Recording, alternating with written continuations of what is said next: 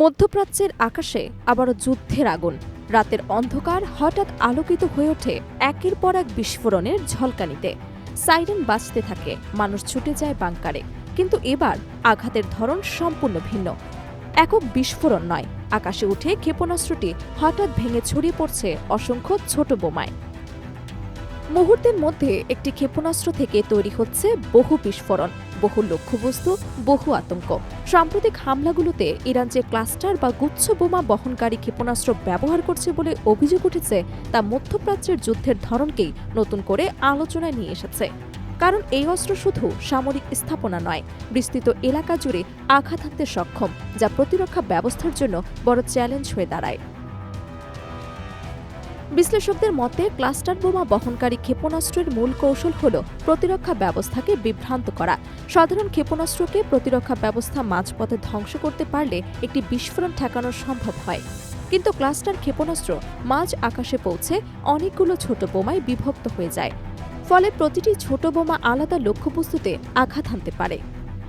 একটি ক্ষেপণাস্ত্র থেকে যখন একসঙ্গে ছোট বোমা ছড়িয়ে পড়ে, তখন প্রতিরক্ষা ব্যবস্থা বুঝে ওঠার আগেই পরিস্থিতি জটিল হয়ে ওঠে।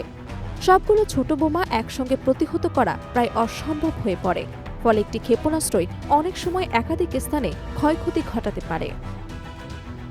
সামরিক বিশ্লেষকরা বলছেন, ইরান বহু বছর ধরে তাদের ক্ষেপণাস্ত্র কর্মসূচি উন্নত করেছে। তাদের হাতে এখন স্বল্প, মাঝারি এবং দূরপাল্লার বিভিন্ন ধরনের ক্ষেপণাস্ত্র রয়েছে। এসব ক্ষেপণাস্ত্র শুধু দূরত্ব অতিক্রম করতে সক্ষম নয়, বরং আক্রমণের ধরন পরিবর্তন করতেও সক্ষম। অর্থাৎ একটি ক্ষেপণাস্ত্র দিয়েই একাধিক আঘাত হানার কৌশল এখন বাস্তবতা হয়ে উঠেছে।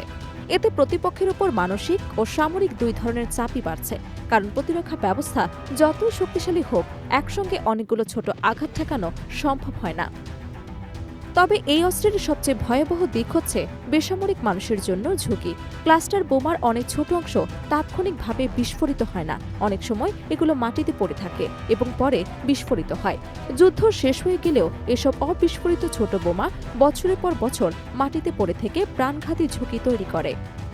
বিশেষ করে শিশুদের জন্য এটি সবচেয়ে বড় বিপদ, কারণ অনেক সময় তারা এসব ছোট বোমাকে খেলনা ভেবে স্পর্শ করে এবং দুর্ঘটনা ঘটে।